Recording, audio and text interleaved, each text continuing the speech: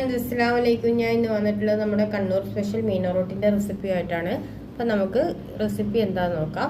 ആദ്യം തന്നെ ഒരു കപ്പ് തേങ്ങ എടുക്കുക. അത് മിക്സിയുടെ ജാറിലേക്ക് ഇട്ടിട്ട് 1/4 ടീസ്പൂൺ മഞ്ഞൾപ്പൊടി, 1.5 ടേബിൾ സ്പൂൺ മല്ലിപ്പൊടി, 1 ടീസ്പൂൺ മുളക് പൊടി, അതുപോലെ തന്നെ ഒരു 1/4 ടീസ്പൂൺ വലിയ ജീരകം, ഒരു ചെറിയ ഉള്ളിയുടെ കഷ്ണം, ഒരു വെളുത്തുള്ളിയാണ് ഞാൻ ഇവിടെ ഇട്ടിട്ടുള്ളത്.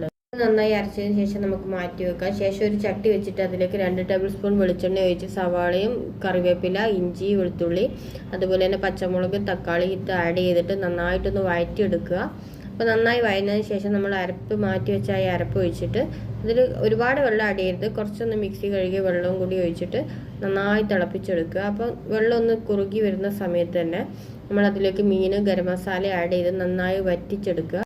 എന്ന സമയത്ത് കുറച്ച് മല്ലിയില ഇട്ട് കൊടുക്കുക.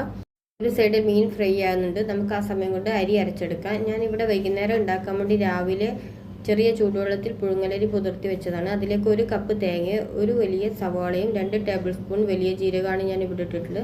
ഇത് ആവശ്യത്തിന് വെള്ളവും ചേർത്ത് നന്നായി ഒന്ന് അരച്ചെടുക്കുക. അപ്പോൾ അത് അരച്ചെടുത്തിട്ടുണ്ട്. അതിലേക്ക് ഉപ്പിട്ട് ആവശ്യത്തിന് ഒന്ന് ടൈറ്റ് ആക്കി എടുക്കാൻ വേണ്ടി ആവശ്യത്തിന് നമ്മൾ അരിപ്പൊടി ആഡ് ചെയ്യുക. അപ്പോൾ അരിപ്പൊടി ആഡ് ചെയ്തിട്ട് ഞാൻ നന്നായിട്ട് ഇവിടെ ടൈറ്റിൽ കുഴച്ചെടുത്തിട്ടുണ്ട്.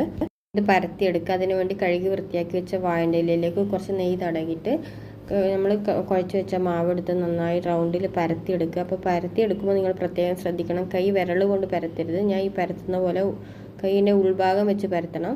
അപ്പോൾ അതിലേക്ക് നമ്മൾ തയ്യാറാക്കി വെച്ച മസാല ആഡ് ചെയ്ത് കൊടുക്കുക.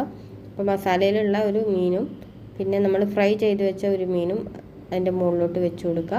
അത് മാറ്റി വെച്ചതിന് ശേഷം വേറൊരു ഇല എടുത്ത് നമ്മൾ ആദ്യം പരത്തിയതുപോലെ തന്നെ വട്ടത്തിൽ പരത്തിയെടുക്കുക. അതിലേക്ക് നമ്മൾ കുറച്ച് മസാലയും കൂടി ആഡ് ചെയ്ത് കൊടുക്കുക.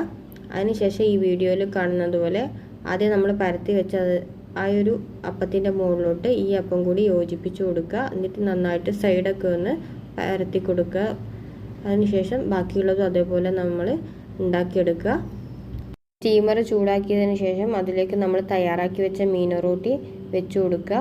ഏകദേശം ഒരു 20 മിനിറ്റൊക്കെ നന്നായിട്ടൊന്ന് വേവിച്ചെടുക്കുക. 20 മിനിറ്റിന് ശേഷം നമ്മുടെ മീൻ റോട്ടി നന്നായിട്ടൊന്ന് കുക്കായി വന്നിട്ടുണ്ട്. നമുക്കിനി ഇതൊരു പ്ലേറ്റിലേക്ക് മാറ്റാം. നമ്മുടെ അടിപൊളി ടേസ്റ്റി കണ്ണൂർ സ്പെഷ്യൽ മീൻ റോട്ടി ഇതുവരെ നിങ്ങൾ ട്രൈ ചെയ്ത് നോക്കാത്തവരുണ്ടെങ്കിൽ ഒന്ന് ട്രൈ ചെയ്ത് നോക്കുക. നിങ്ങൾക്ക് എൻ്റെ വീഡിയോ ഇഷ്ടമായാൽ സബ്സ്ക്രൈബ് ചെയ്യുക, ലൈക്ക് ചെയ്യുക, ഷെയർ ചെയ്യുക. അപ്പോൾ ഓക്കെ, ബൈ.